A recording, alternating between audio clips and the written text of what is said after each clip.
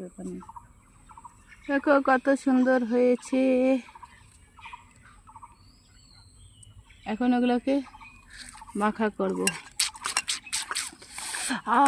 জিভে তো জল এসে যাচ্ছে আমার তো দেখেই।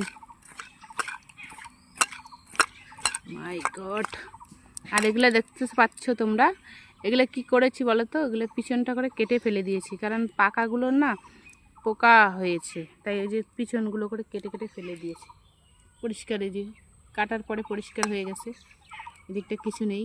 এখন খেতে বেশ কি বুদ্ধি, তাই না? মানে পাকাগুলো লেচুর পিছনটাতে আবার পোক থাকে।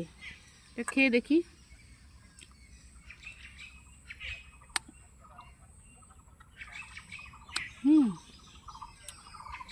তুমি নাও।